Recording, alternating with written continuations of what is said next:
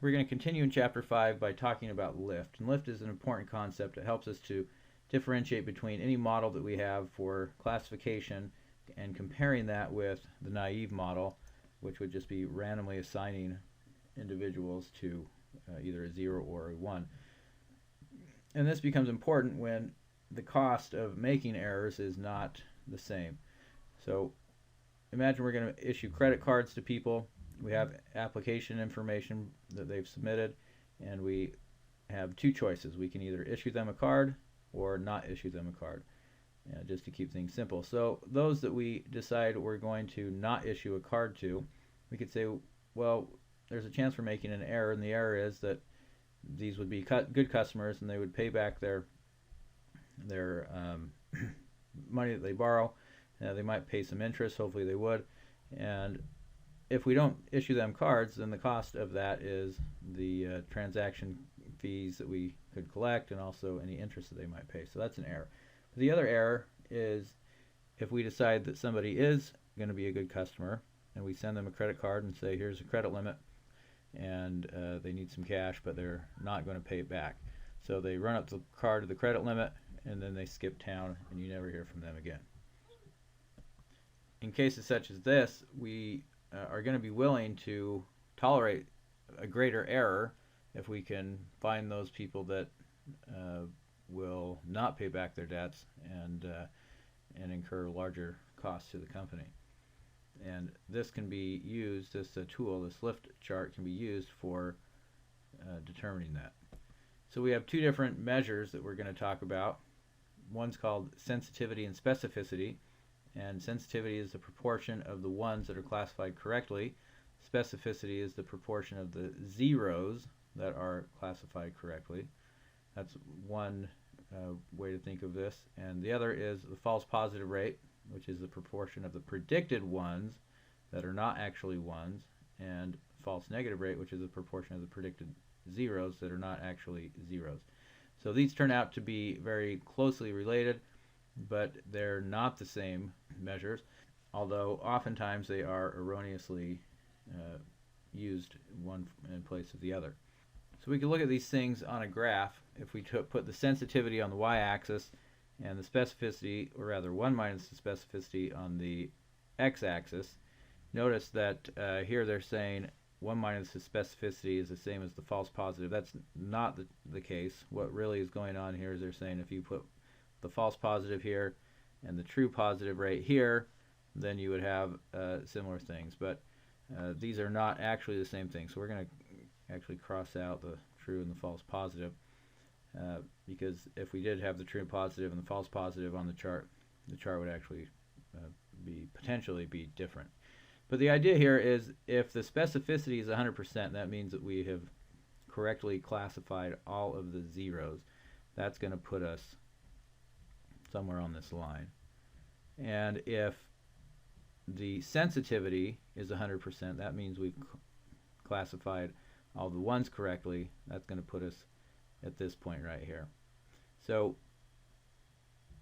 if we let the sensitivity go down, we're going to stay on this this line here. So the best curve we could see in terms of a receiver operating characteristic curve, or an ROC curve, is this one that I've got drawn in right here. And so what we observe is almost never going to be exactly like that. If it is the best thing here, that means we perfectly discriminated between the ones and the zeros. But that's the gold standard, so that's what we're going to compare it to.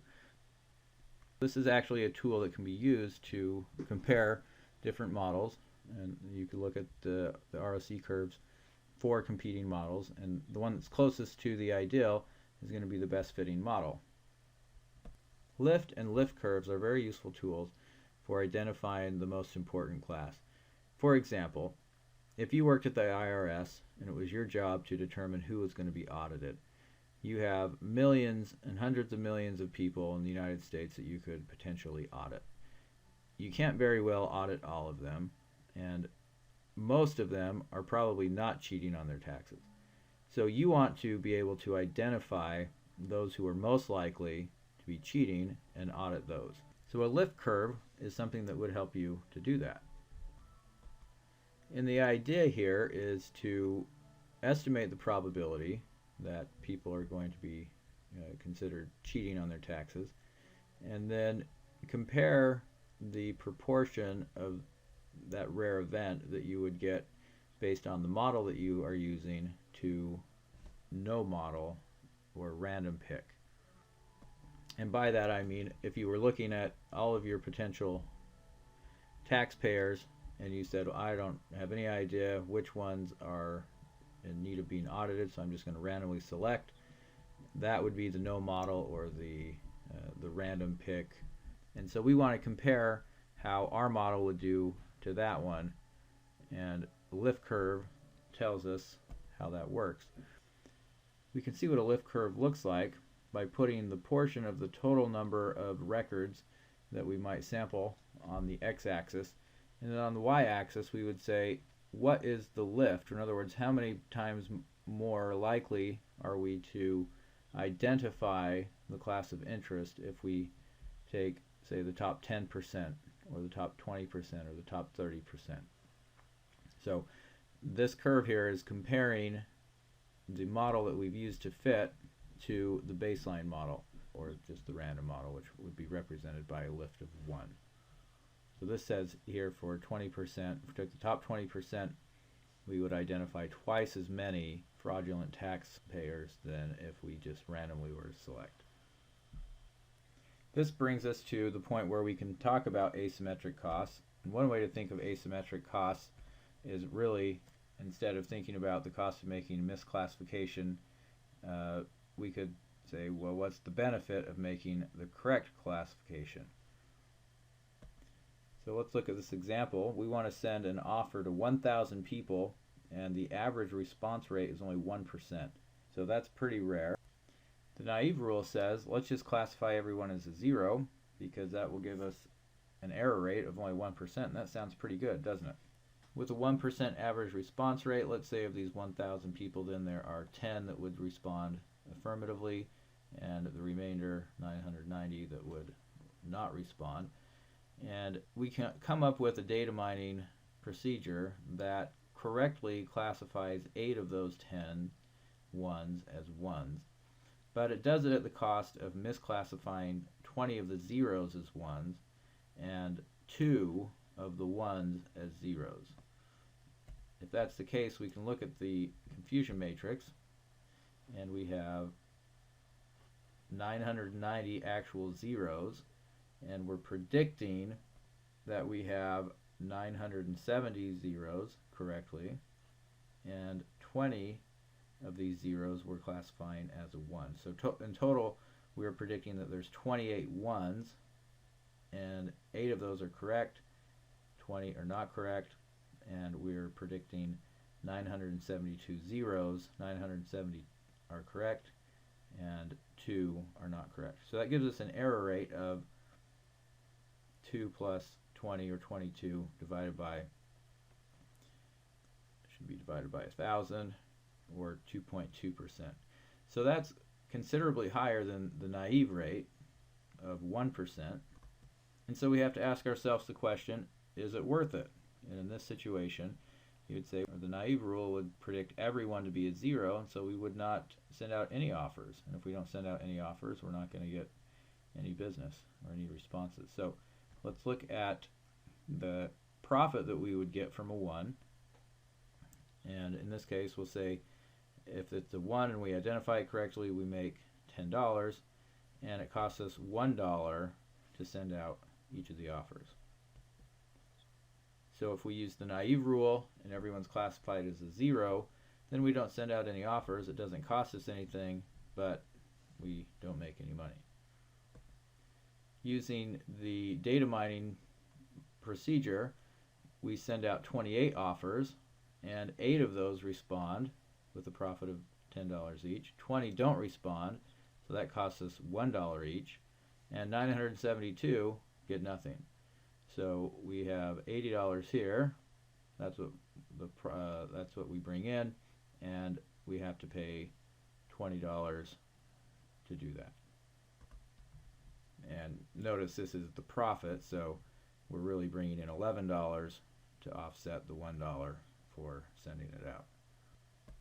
Oftentimes, however, it's difficult to know exactly what the costs and the benefits are going to be, and one way to deal with that is to look at the ratio of those things. And so we would say Q1 is the cost of misclassifying an actual 1, Q0 would be the cost of misclassifying an actual 0, and so what we want to do is minimize the ratio of Q1 over Q2, and that's going to be the same as minimizing the average cost per record. And in the business vernacular, it's actually better to talk about everything being in terms of costs, so opportunity costs of lost business to benefit from sell. That gives us greater applicability, but it's really the same thing. So what happens when you have more than 2 classes? Well, it gets to be very messy very quickly because there are many misclassification costs, and usually that's going to be too many for us to work with, and that's actually okay most of the time because typically there's going to be one class that's really of interest, and so every other class qualifies as not being that class. Oversampling and asymmetric costs. Sometimes we have rare cases. We've actually been talking about some already. And when we have that with asymmetric costs, then, and that's typically what happens, then we can do something called oversampling that gives us more information to use in our model to identify those rare cases. So we would do that in the training data set so that the model actually kind of knows what to look for. And the idea would be to use 50% ones and 50% zeros in order to build the model. And in what follows, we have 3 different scenarios where we have equal costs of misclassification, 5 times the cost of misclassifying one over the other, and oversampling that allows us to incorporate those asymmetric costs. So here's the case where we have data, we have X's and O's, we have equal costs here, and so if we draw the line where you see it, we're going to classify everything correctly except for this one thing. Now if the cost of misclassifying an O is higher, 5 times higher than an X, that's going to change the classification scheme, because now we've got these O's that we want to make sure are classified as O's, and they're 5 times more expensive than the X's. So we have 2 X's up here that we are going to misclassify. We don't really care about that. What we really want to do is get the O's correctly. And it turns out if we use oversampling, which says let's just repeat the O's that we have here, so instead of 1, let's say we got 5 because that's the cost, then we see that we're really doing the same thing as this oversampling here. So one way to do this oversampling would be to separate the responses from the non-responses and then randomly assign half of the responders to the training sample plus an equal number of non-responders, and then the remaining responders go to the validation sample with the rest of the non-responders. This overrepresentation of the responders in the training data set is actually very good because it tells the model what it looks like for a responder. And so the model learns what the characteristics are of responders. When we can't say whether we should classify one way or another, and we talked a little bit about that earlier, that's a time when we need to bring in an expert, a domain expert, somebody familiar with the industry or the data, and have them review it. In this chapter we talked about the metrics that are important for comparing data mining models and choosing the right model and comparing to baseline models. Well, the major metrics that we talked about were confusion matrix, error rates, and the predictive errors. When the costs of errors are asymmetric, then we discussed how to deal with that, and we talked about oversampling and when we can use that. And finally, it is the validation data that we are going to be using to compute all of the metrics that we're making decisions based on. So that's what I've got for Chapter 5, and we will see you guys